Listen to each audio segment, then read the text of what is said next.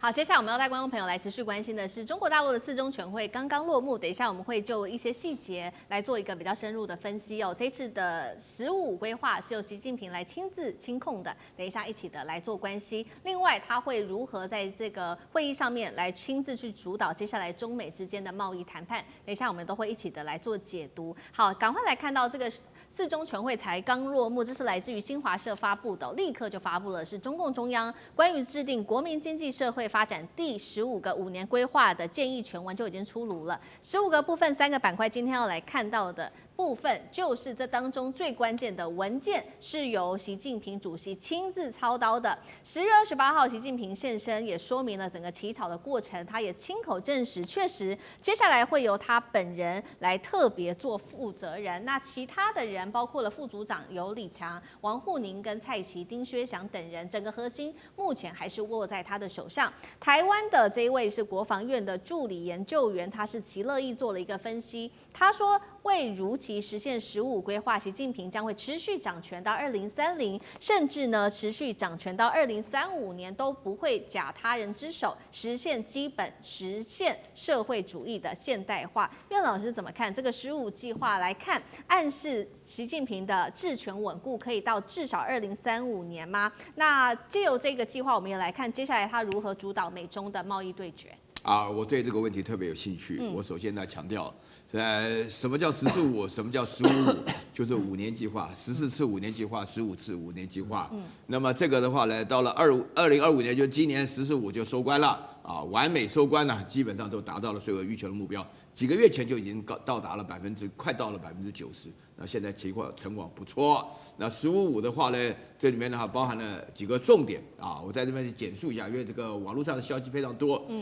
首先呢，第一个重点呢，就是说呢，就在20大的四中全会里面来开会这个20大四中全会呢，那么原则上来讲，5年计划呢，就是2年在前面任期，那么3年在后面一个任期，所以要横跨2027到2030，这是第一个15-5。然后第二个的话呢，这15的那个目标呢，原来15呢请记住它叫做经济计划，它不是计划经济这个观念一定要反转过来。对。那么这个强调这个大陆的发展，我在当中呢会除了强调全面加深改革以外呢，另外最重要的是提振科技，还有一个是叫提升我们的社会文明那么这个要普遍让大家日子过得好一点，在5年当中，这是第二个重点。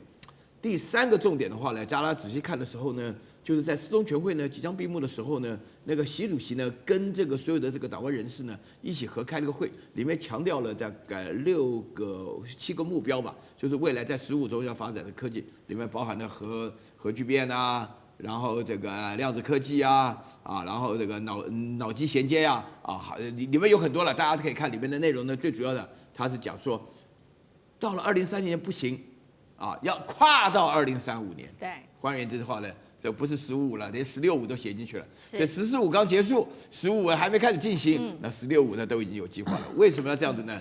就是说明了你刚刚提到了我的同学齐乐意的一个观点就是说呢，因为大家这个各式要谣传什么权力不稳身体不行什么将官什么的，跟我自己观察到完全相反，非常稳定。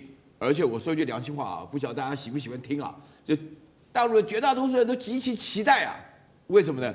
只有在稳定的环境中才有发展。而中国人不发展，超过200年了。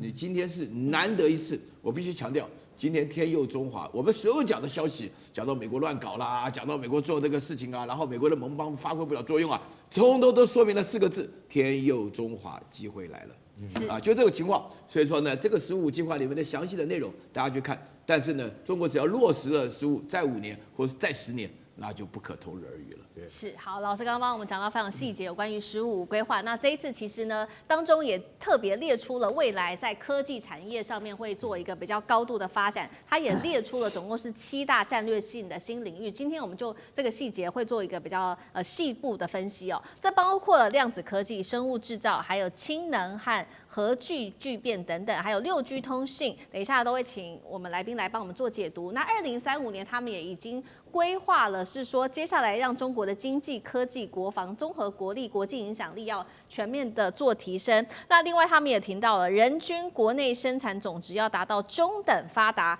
国家的水平。委员怎么看？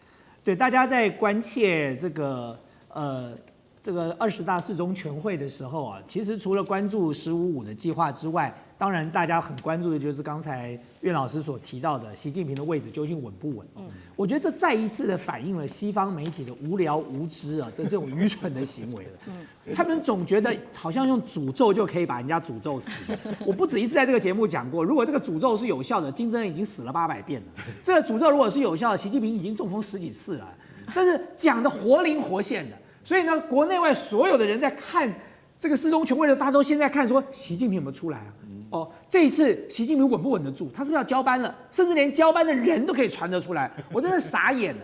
所以当大家看到四中全会还是由习近平气定神闲的在宣布15+5的计划的时候，就再一次证明西方媒体的无知、无能、愚蠢的地方了。那我们回过头来讲15+5，其实从15+5的计划里头不难看得出来。中国大陆已经定了一个基本的调子，这个调子就是科技就是国力。接下来所有的一切，不管是经济，不管是这个国防，各个层面都是以科技为基础的。所以他们提到了非常多的这个尖端科技的发展哦，比如说他们提到的量子，这个量子运算、量子这个电脑。各位知道，量子的这个晶片哦，量子运算现在在全世界大概是2大研究中心，一个是美国的矽谷，一个就是中国大陆。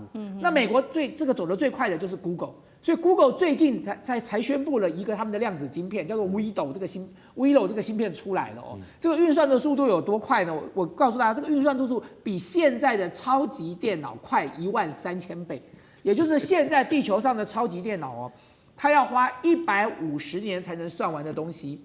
这个量子晶片只要几天就算完了，可以取代150年哦。所以大家就可以知道说量子运算现在的重要性在哪里了。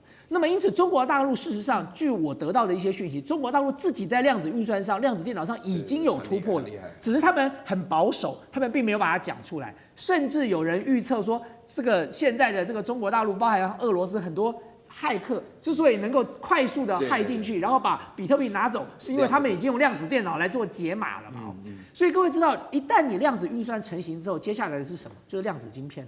量子晶片马上就要取代什么 GPU 咯。所以我刚才不是在上一段就曾经讲过，黄仁勋这个时候再不进去，他就永远都不要再进去了，因为接下来马上就有迭代更新的这个运算晶片出来了。所以这就是量子力学量子运算重要的地方。第二个核融合，核融合现在是未来 AI 发展的一个关键转捩点。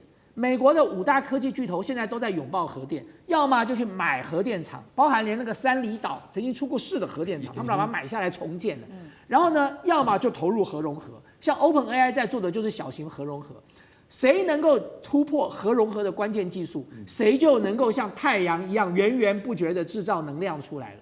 所以核融合当然是接着影响人类未来100年非常重要的一个尖端科技啊。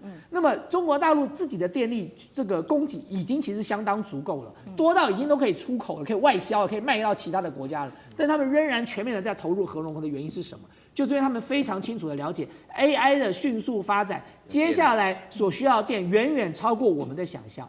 那么包含像最近北大的团队才公布了一个相当令人振奋的消息啊。日本先前还在威胁说要断掉中国大陆光刻胶的提供，说一旦没有光刻胶，你的晶片就不要生产了。就北大团队没隔多久立刻宣布，他们已经攻克了光刻胶的技术，他们把光刻胶的所谓的不良率，就是瑕疵率，可以降低了99%了。对，所以对中国大陆来说，他们一直在科技的这个领域上，一直不断的逐步的往前推进。你现在有15+5的计划在做后盾，再来投入了政府的力量，我相信接下来这个中国大陆的科技发展是值得令人期待的。好，我们看到大陆现在在15规划里面已经把这个科技视为非常重要的一环哦。那科技就是国力，那所以现在呢，其实外媒也做了一个分析，习近平主席之所以有这么有底气哦，他觉得有非常多的原因。那其实外媒也针对了从2013年习近平他的演讲谈话1万多篇的文章里面来做了一个分析，这是来自于《经济学人》跟《人民日报》做的分析。他认为说，习近平现在的政治语调变得更加的强硬，言谈就像一位处于权力巅峰的领导人。那习近平他确实也强调，中国如今已经是强国，世界处于100年未有的大变局，反映出了他坚信全球权力平衡正在朝中国来做倾斜了。他的底气来自于哪里呢？在大国竞争当中可以战胜川普吗？那干哥又怎么看？在于他的底气就是中国的全面飞，就是说起飞。中国的所有的科技以及出口以及贸易以及商品，你就会发现说，中国是不断的在往前要进。你会发现，以前你认为说它的东西恐怕都有产品的品质的瑕疵，现在没有。你去看看中国很多在淘宝上面的产品，你说我们去买了回来，发现说那跟我们台湾做的差不多啊，已经没有两样了。这就是中国的它的生产的能力普遍的提升，还有中国的消费能力。最后那一句，你看了你会觉得，人均国内生产总值希望这个“15+5”计划能够达到中等发达国家的水平。这句话其实很客气的，为什么？因为中国人多，他必须要总平均下来，他认为只要能够达到中等发达国家的水平，就已经达成了他的“15+5”计划。我认为“15+5”计划很快的。不用等到2030年就可以达成，因为什么？因为中国现在越来越朝向均富的发展，你看不到中国哪里还有死角，高铁到不了的地方哪里？还是铁路到不了的地方？还是公路到不了的地方？还是电动车到不了的地方？没有了，通通到得了。在这种情况之下，人民为什么不会均富？其实我最要紧的，我最在意的是它最后一点，“15+5”计划。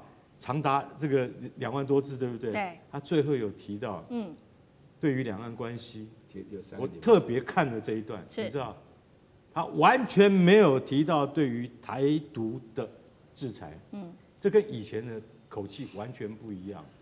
我觉得习主席他多了一分什么？他多了一分就是谅解，啊，多了一分这个让台湾同胞能够。感觉到祖国的善意，我觉得这个非常重要。他完全没有提到，他说两岸关系和平发展，他讲的非常的，就是说非常柔和的语调。然后两岸交流不能停止，促进祖国统一。其实他讲的话没有太多新的，但是我觉得你就会觉得整个的这个演说讲完之后，你就会觉得说我并没有说我现在一定要制裁台独。